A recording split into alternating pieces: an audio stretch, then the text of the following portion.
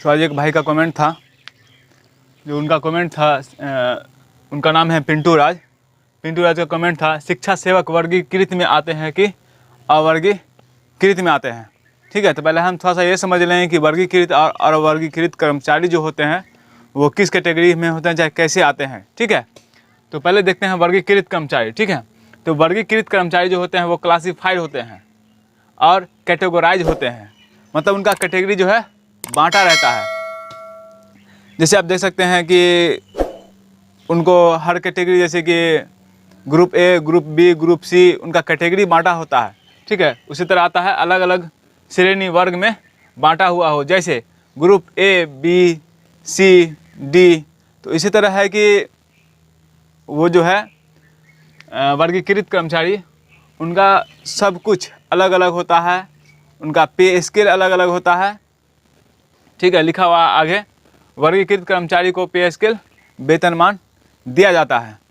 और यहाँ वर्गीकृत में, तो वर्गीकृत में हो गया कि जो वर्गीकृत कर्मचारी हैं तो उनका ग्रेड होता है, चाहे वो ए ग्रेड में हो, बी ग्रेड, सी ग्रेड, जो भी कर्मचारी हो, डी ग्रेड कर्मचारी हो, उनका पेमेंट पे स्केल होता है, वेतनमान होता है, उनको सारी सुविधा दिया जाता है, टीए डीए का जो भी है वो सारा सुविधा उनको दिया जाता है, जो वर्गीकृत कर्मचारी में आते हैं। अब अवर्गीकृत कर्मचारी देख लेते हैं। अवर्गीकृत कर्मचारी क्या होते हैं? अनरैंक्ड होते हैं, उनका कोई रैंक नहीं होता है, ना ए बी सी डी 1 2 3, कुछ नहीं, कोई रैंक नहीं, सब एक समान। ठीक है, और वो अनकैटेगराइज होते हैं, उनका कोई कैटेगरी नहीं होता है। जैसे वहाँ कैटेगरी होता है वर्गीकृत में, group A, group B, group C, group D. ठीक है, तो उसका कैटेगरी होता है, और यहाँ ये अनकैटेगराइज्ड है। ठीक है, ये अनक्लासीफाई भी होते हैं, इनका कोई क्लास ही नहीं होता है।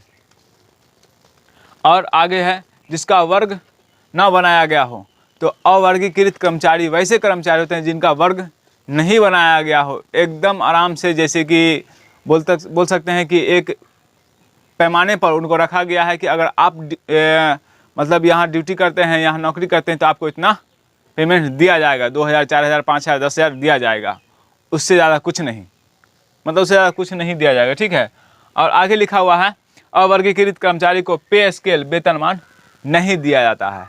ठीक है, तो अवर्गीकृत कर्मचारी को जो है वो पे स्केल और वेतनमान भी नहीं दिया जाता है। जो पे स्केल होता है, जैसे 5200 पे स्केल होता है, 2800 होता है। ठीक है, उसी तरह बहुत सारा पे स्केल होता है। एक दिन पे स्केल पे वीडियो बनाएंगे। ठीक है, आप लोग डिमांड कीजिए, तब उससे पहले नहीं, पे स्केल पे। तो आप बताइए, अब तो समझ गए आप वर्गीकृत कर्मचारी और अवर्गीकृत कर्मचारी। आप एक ही लाइन में समझिए, एक बिंदु, मतलब एक सारांश में, एक वाक्य में समझिए कि वर्गीकृत कर्मचारी वैसे कर्मचारी होते हैं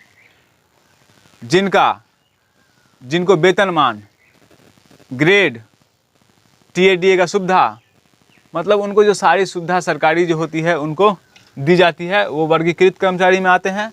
और अवर्गीकृत कर्मचारी, ठीक है, उनको ना वेतनमान दिया जाता है और न उनका कोई कैटेगरी होता है कि वो ग्रुप ए है कि कर्मचारी हैं, कि ग्रुप बी के कर्मचारी हैं, कि ग्रुप सी के कर्मचारी, उनका कोई कैटेगरी नहीं होता है। ठीक है, और उनको जो है पे स्केल और वेतनमान भी नहीं दिया जाता, वो अस्थायी होते हैं। ठीक है, अब यहाँ पे भाई का सवाल है कि शिक्षा सेवक वर्गीकृत में आते हैं कि अवर्गीकृत में। तो अब आप समझ गए हो कि शिक्षा सेवक हुआ, तालीमी मरकज हुआ, वो अवर्गीकृत में आते हैं। ठीक है, और शिक्षा सेवक, तालीमी मरकज, विकास मित्र, किसान सलाहकार, इस तरह से हमारे मतलब कि यहाँ विभाग में जो है हमारे, और मतलब कि पूरे बिहार के विभाग में जो है 11 लाख अवर्गीकृत कर्मचारी हैं। बताइए, इतना संख्या में अवर्गीकृत कर्मचारी हैं, और बाकी जो है वो वर्गीकृत कर्मचारी हैं।